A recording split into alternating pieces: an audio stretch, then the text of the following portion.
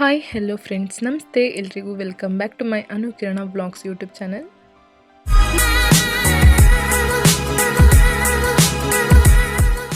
Friends, ನೀವು last ವಿಡಿಯೋದಲ್ಲಿ ನೋಡಿರೋ ಹಾಗೆ ನಾವು ಸಿಗಂದೂರು ಚೌಡೇಶ್ವರಿ ದೇವರ ದರ್ಶನ ಮಾಡಿಕೊಂಡು ನೆಕ್ಸ್ಟು ಕೊಲ್ಲೂರು ಮೂಕಾಂಬಿಕಾ ದೇವಾಲಯಕ್ಕೆ ಹೋಗ್ತಾ ಇದ್ದೀವಿ. ಈ ದೇವಾಲಯ ಇರುವಂತಹ ಕೊಲ್ಲೂರು ಗ್ರಾಮವು ಕರ್ನಾಟಕ ರಾಜ್ಯದ ಉಡುಪಿ ಜಿಲ್ಲೆಯಲ್ಲಿದೆ. ಕೊಲ್ಲೂರು ಮೂಕಾಂಬಿಕಾ ಕ್ಷೇತ್ರದ ಇತಿಹಾಸ ಸುಮಾರು 1000 ವರ್ಷಗಳಿಗಿಂತಲೂ ಹಳೆಯದು. ಪ್ರಾಚೀನ ಶಾಸನಗಳು, ಸ್ಥಳೀಯ ಕಥೆಗಳು ಹಾಗೂ ಧಾರ್ಮಿಕ ಸಾಹಿತ್ಯಗಳು ಈ ಕ್ಷೇತ್ರದ ಮಹತ್ವವನ್ನು ತಿಳಿಸುತ್ತೆ. ಇತಿಹಾಸಕಾರರ ಅಭಿಪ್ರಾಯದಂತೆ ಈ ಪ್ರದೇಶ ಆರಂಭದಲ್ಲಿ ಋಷಿಗಳ ತಪೋಭೂಮಿಯಾಗಿತ್ತಂತೆ. ದೇವಾಲಯದ ಇತಿಹಾಸದಲ್ಲಿ ಆದಿಶಂಕರಾಚಾರ್ಯವರ ಪಾತ್ರ ಅತ್ಯಂತ ಮಹತ್ವದ್ದು. ಪರಂಪರೆಯ ಪ್ರಕಾರ ಆದಿಶಂಕರರು ಕೊಲ್ಲೂರಿಗೆ ಭೇಟಿ ನೀಡಿ ದೇವಿಯ ದರ್ಶನ ಪಡೆದ್ರಂತೆ. ಅದಾದ ನಂತರ ದೇವಿಯನ್ನು ಶಂಕರಾಚಾರ್ಯರು ಅವರ ಜೊತೆಗೆ ಕೇರಳಗೆ ಕರ್ಕೊಂಡು ಹೋಗಬೇಕು ಅಂತ ಅಂದ್ಕೊಂಡ್ರಂತೆ. ಆಗ ದೇವಿ ಸರಿ ಆಯಿತು ಅಂತ ಹಿಂದೆ ಹೋಗ್ತಿದ್ರಂತೆ. ಮೂಕಾಂಬಿಕಾ ದೇವಿ ಹೇಳಿದ್ರಂತೆ, ನೀವು ಯಾವ ಸ್ಥಳದಲ್ಲಿ ಹಿಂದೆ ತಿರುಗಿ ನೋಡ್ತೀರಾ ನಾನು ಆ ಸ್ಥಳದಲ್ಲೇ ನಿಲ್ಲಿಸ್ತೀನಿ ಅಂತ. ಸರಿ ಅಂತ ಹೋಗಬೇಕಾದ್ರೆ ಶಂಕರಾಚಾರ್ಯರು ಅಮ್ಮ ನನ್ನ ಹಿಂದೆ ಬರ್ತಿದ್ದಾರಾ ಏನು ಅಂತ ಚೆಕ್ ಮಾಡೋಕ್ಕೆ ಹಿಂದೆ ತಿರುಗಿ ನೋಡಿದಾಗ ಮೂಕಾಂಬಿಕಾ ದೇವಿ ಅಲ್ಲೇ ಕೊಲ್ಲೂರಲ್ಲೇ ನಿಂತು ಬಿಡ್ತಾರೆ. ಅದಾದಮೇಲೆ ಶಂಕರಾಚಾರ್ಯರು ಮನವೊಲಿಸಲು ಪ್ರಯತ್ನ ಪಟ್ಟರೂ ಕೂಡ ಅಮ್ಮ ನಿರಾಕರಿಸಿ ಅಲ್ಲೇ ನಿಲ್ಲಿಸ್ತಾರೆ. ಇಲ್ಲಿ ನೋಡಿ, ತ್ರಿಶು ಪಾಪ ನಡೀತಾನೆ, ಅವ್ನ ಕಾಲೆಲ್ಲ ಮಣ್ಣಾಗುತ್ತೆ ಮಳೆಯಲ್ಲಿ ಅಂತ ನಮ್ಮ ದೊಡ್ಡ ಮಾವ ಅವ್ರ ಹೆಗ್ಲು ಮೇಲೆ ಕೂರಿಸ್ಕೊಂಡು ಹೋಗ್ತಿದ್ದಾರೆ ಪಾಪ. ಹಾಯ್ ಫ್ರೆಂಡ್ಸ್, ನೋಡಿ ಮಳೆಯಲ್ಲಿ ಸಿಕ್ಕಾಬಿಟ್ಟೆ ನೆಂದೋಗಿ ಹಂಗೂ ದೇವಸ್ಥಾನಕ್ಕೆ ನಡ್ಕೊಂಡು ಹೋಗ್ತಾ ಇದ್ದೀವಿ.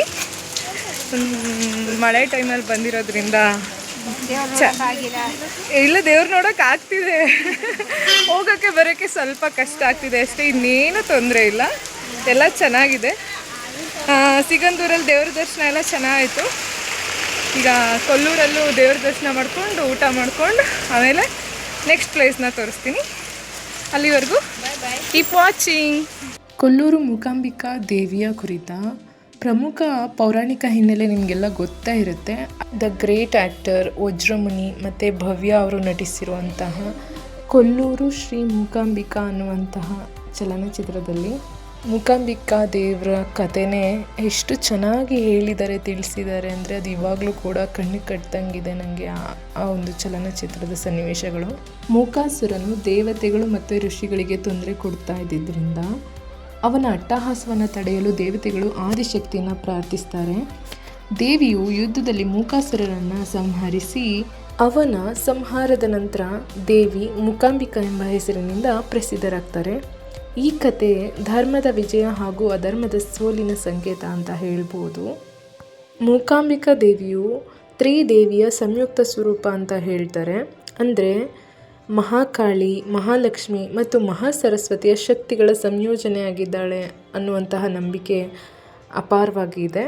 ಇಂತಹ ಪರಿಕಲ್ಪನೆ ಭಾರತೀಯ ಶಾಕ್ತ ಸಂಪ್ರದಾಯದಲ್ಲಿ ಅಪರೂಪ ಅಂತ ಹೇಳ್ಬೋದು.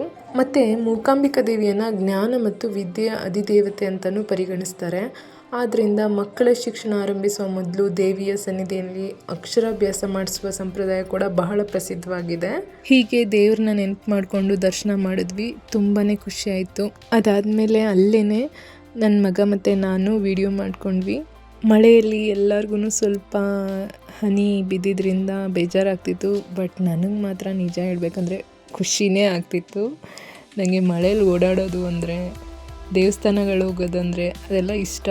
ಸರಿ ಅಂತ ನಾವು ಒಂದು ಮಧ್ಯಾಹ್ನ 2 ಗಂಟೆಯಲ್ಲಿ ಹೋಗಿದ್ರಿಂದ ಊಟ ಟೈಮ್ ಆಗಿತ್ತು. ಸೊ ಅಲ್ಲೇ ಊಟ ಅಂದರೆ ಪ್ರಸಾದ ರೆಡಿಯಾಗಿತ್ತು, ತಿನ್ಕೊಂಡು ಹೊರಗಡೆ ಬಂದ್ವಿ. ಇಲ್ಲಿ ಭರತನಾಟ್ಯಂ ಪ್ರೋಗ್ರಾಮ್ ಕೂಡ ಯಾರು ಕೊಡ್ತಾ ಇದ್ರು, ಚೆನ್ನಾಗಿತ್ತು ನೋಡಿ. ಇದು ಇವತ್ತಿನ ವಿಡಿಯೋ ಆಗಿತ್ತು ಫ್ರೆಂಡ್ಸ್. ಮತ್ತೆ ಮುಂದಿನ ವಿಡಿಯೋದಲ್ಲಿ ಹೊಸ ವಿಷಯದ ಜೊತೆ ನಿಮ್ಮ ಮುಂದೆ ಬರ್ತೀನಿ. ಅಲ್ಲಿವರೆಗೂ ಯಾರೆಲ್ಲ ನನ್ನ ವಿಡಿಯೋನ ಸಬ್ಸ್ಕ್ರೈಬ್ ಮಾಡ್ಕೊಂಡಿಲ್ಲ ಅಂದರೆ ಪ್ಲೀಸ್ ಸಬ್ಸ್ಕ್ರೈಬ್ ಮಾಡ್ಕೊಂಡು ನನ್ನ ವಿಡಿಯೋನ ನೋಡಿ ಅಂತ ಹೇಳ್ತಾ take care, bye and friends, thank you for watching.